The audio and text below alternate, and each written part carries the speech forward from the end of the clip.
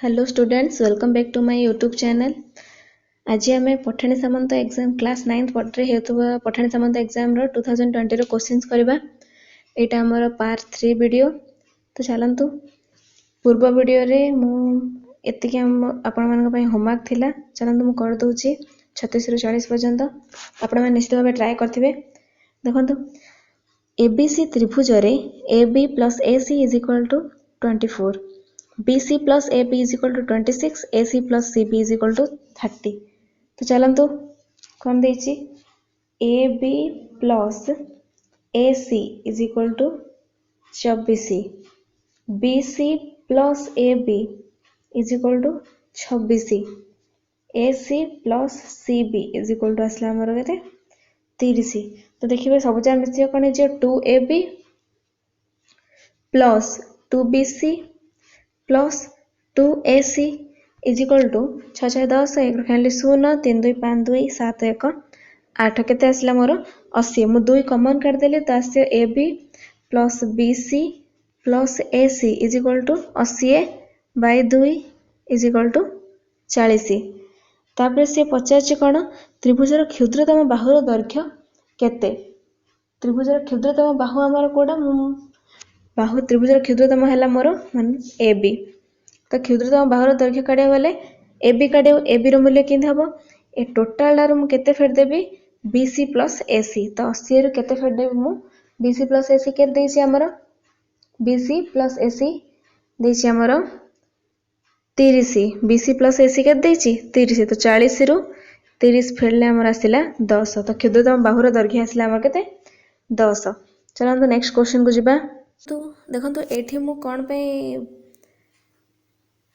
AB क्षुद्रतम बाहु नेली कारण कौन देखो मु प्रथमे केते आसतिला मोर AB plus BC plus C 40 आसतिला। मु 40 रु 24 फेरले केते आसियो 6 केते 16 आसतिला। पुणी से पर 40 रु केते 40 रु 26 फेरले केते आसी हमर 4 14 से पर 40 रु 30 फेरले हमर आसियो 10।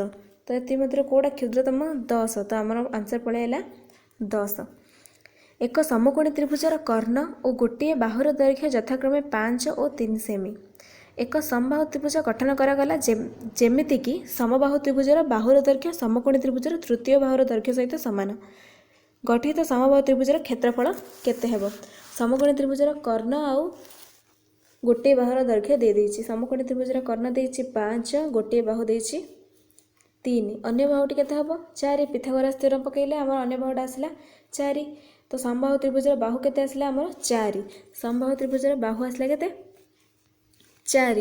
समबाहु त्रिभुजर क्षेत्रफल सूत्र कोन √3/4 गुणन बाहुर स्क्वायर 4 रो स्क्वायर। तो 4 गुणन 4 4 4 कटिला आंसर आसिला 4√3। आंसर केते 4√3। चलନ୍ତୁ नेक्स्ट क्वेश्चन। ABCD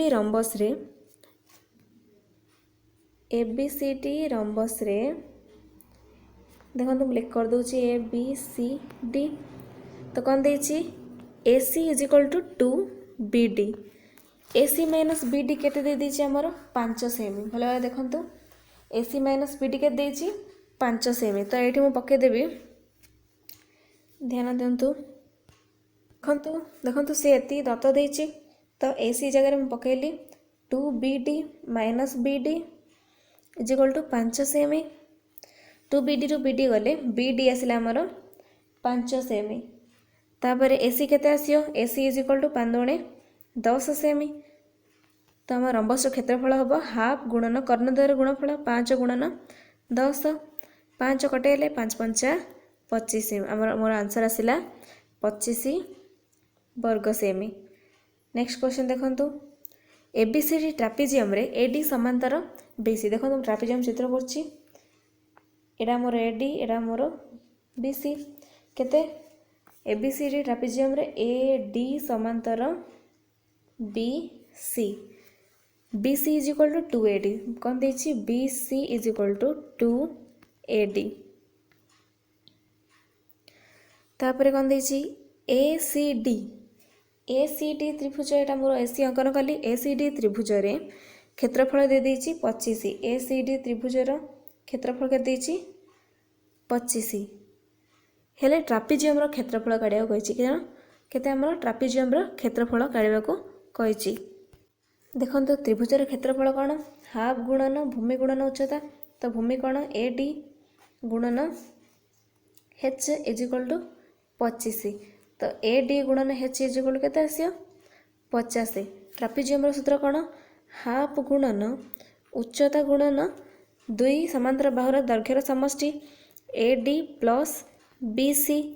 तो B C is equal to केते देछि 2AD देखि दियंतु एच 2BC इज इक्वल टू केते देछि 2AD 2AD AD मिसिले 3AD हे जिवो। देखंतु 3/2 एच गुणन AD मोर केते आसिला 50। तो कटिला मोर आसिला 25 25 तिरिकी 75 वर्ग सेमी। बुझी पाले मोर आंसर आसिला केते 75 वर्ग सेमी।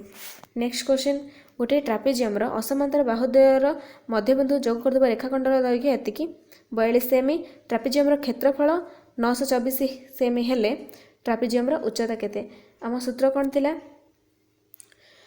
जदि गोटे ट्रापिजियम असमांतर बाहुद्वयर मध्यबिंदु अंकित रेखाखंड दत्त थिला उच्चता दत्त थिले ट्रापिजियम क्षेत्रफल सूत्र कौन ट्रापिजियम असमांतर बाहुद्वयर मध्यबिंदु से रेखाखंड गुणन उच्चता।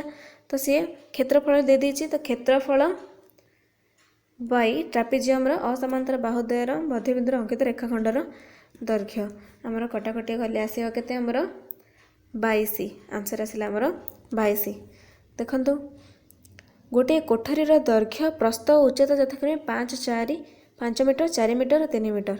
प्रति वर्ग मीटर को 7 टंका 50 पैसा हिसाब से कोठरीर कांथगुड़ी को एवं छात को रंग लगाइबार केते खर्च हेबो। तो देखंतु प्रथमे कोठरीर दैर्घ्य प्रस्थ उच्चता दे देछि। कोठरीर कांथर क्षेत्रफल काढ़िया प्रथमे कोठरीर गोटे कांथर क्षेत्रफल केते कोठरीर कांथर क्षेत्रफल काढ़िया। तो आमर पार्श्वपृष्ठ तल क्षेत्रफल सूत्र कौन 2 गुणन उच्चता केते आमर मानेकर 3 नेले दैर्घ्य प्लस प्रस्थ 5 प्लस 4 कांथर क्षेत्रफल काढ़ीदेले। तापर आ बाकी रहिला छात केते छातर क्षेत्रफल हम आमर दैर्घ्य गुणन प्रस्थ। बुझिपारे। तब देखो 2 गुणन 3 गुणन 9 प्लस 5 गुणन 4। तो आम के 3 दुणे 6 नुआ 54 प्लस 20 इज इक्वल टू 74 वर्गमीटर। 1 वर्गमीटर पिछा सी 7 टंका 50 पैसा हिसाब से 74 वर्गमीटर पिछा केते खर्च करियो 7.50 7 टंका 50 पैसा गुणन 64। एटा आमर गुणिले केते आसियो 555 टंका। आमर आंसर हे जिवो 555 टंका। प्रथमे कौन कली मु पार्श्वपृष्ठ तल क्षेत्रफल काढ़ीदेली तापर गोटे छातर क्षेत्रफल छातर गोटे कौन हम आयतचित्र क्षेत्रफल सूत्र कौन दैर्घ्य गुणन प्रस्थ पकई काढ़ी तापर प्रति वर्गमीटर पछा 7 टंका 50 पैसा हिसाब से टोटाल केते सेति वर्ग में गुणीदेली मु केते आसतिला आमर आंसर आसिला 555। गोटे पात्र रे 200 बॉल अच्छी तन्मध्यरु 90% कला और अवशिष्ट धला बॉल सेथि मध्यरु किछिटा कला बॉल बाहर कला परे अवशिष्ट धला और कला बॉल 80% कला बॉल हेले केतोटी कला बॉल बाहर करायछि। देखंतु प्रथमे पात्र रे मोट केते बॉल अच्छी 200 मोट बॉल अच्छी केतोटी 200। तो कला बॉल संख्या केते 90% 90/100 200 90% है कला बॉल कटिला केते हैला 180 200 रु 180 एठी हमर कला बॉल। तो धला बॉल केते धला बॉल है आमर आउ 20टी। तापरे कला बॉल इज इक्वल टू से कौन कही से किछिटा बाहर कला परे कला बॉल हो आमर 80%। तो कला बॉल केते 80% मन रखतु। धला बॉल आमर थिला केते 20टा रही कला बॉल केते आमर देखो रही कला बॉल संख्या है आमर 80टी। तो बाहर कराई केते 180 रु आमर 80 गला हैला 100टी आमर कला बॉल बाहर कराई बुझिपारे। आंसर है आमर 100टी। चलते नेक्स्ट क्वेश्चन को देखु मु 42 नंबर पुणी थे कहीदे पात्र रे थिला 20टी बॉल 200टी बॉल 200 रु 90% केते आमर आसिला 180 केते 180 तो कला बल है 180, धला बल हम आमर 20टी। सी किछि कला बल बाहर करदेले, से किछिटा कला बल बाहर कला परे अवशिष्ट से बाहर करछि एक्सटा। तो 200 रु केतेटा काटछि, 200 रु एक्सटा काटछि।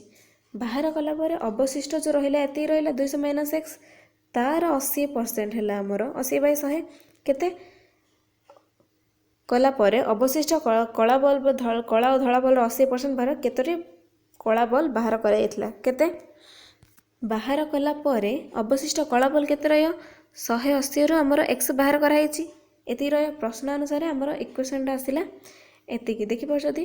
प्रथमे 200 रु मु एक्स काढली, एतिकी रो 80% हैला मोर 180 माइनस एक्स। एबे मु सॉल्व करले आमर एक्स इज इक्वल टू 100 आसी जिवो। चलो तो मु इक्वेशन को सॉल्व करबी। इक्वेशन मन रखंतु 200 माइनस एक्स, 200 माइनस एक्स रो 80% 80/100 इज इक्वल टू केते हबो 180 माइनस एक्स।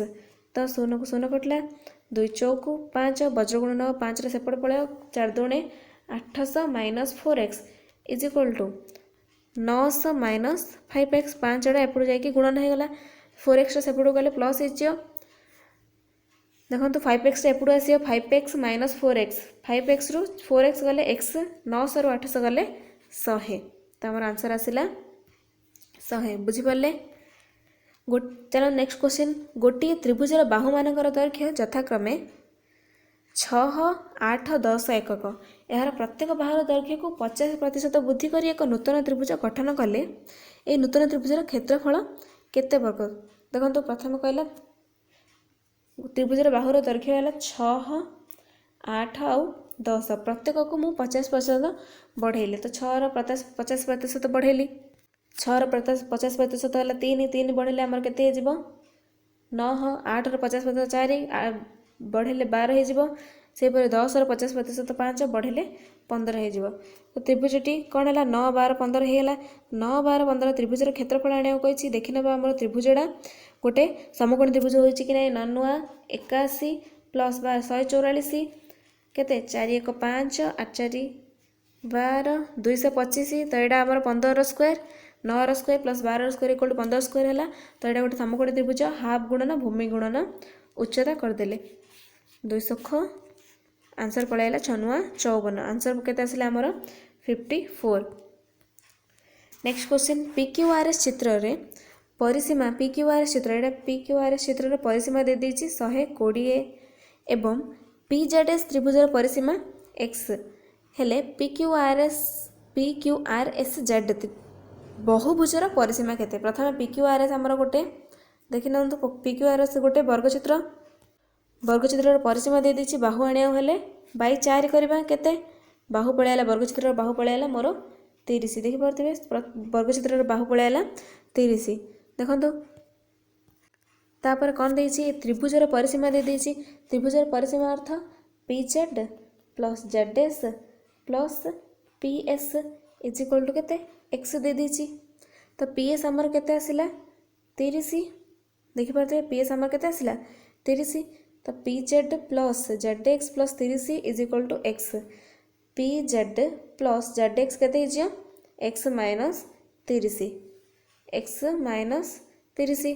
तो PZ प्लस ZX पळैला x माइनस 30 पुणी एटा 30 30 30 परिसीमा काढिया गइले सब धारर दैर्घ्य मिसिया x minus 30 plus 30 plus 30 plus 30।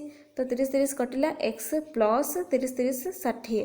बुझिपारे। प्रथम आम वर्गचित्र बाहु पळैला 30, तापर त्रिभुजर परिसीमा सूत्र पकरी PZ और ZS आनी पारे, तापर सब जा टोटाल करदेल। तो आसिला आमर 60 प्लस x। Next question. एक कार पेट्रोल टैंक रे किछि पेट्रोल थिला। कारटी 165 किमी चलला परे पेट्रोल रो 3/8 अंश व्यवहृत हैला। कारटी आउ केते बाट गला परे पेट्रोल शेष हो जिवो।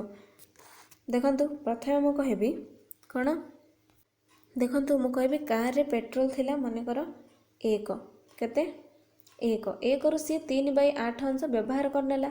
आ बाकी रहबा केते बाकी रहबा हमर तो सॉरी 8/3 5/8।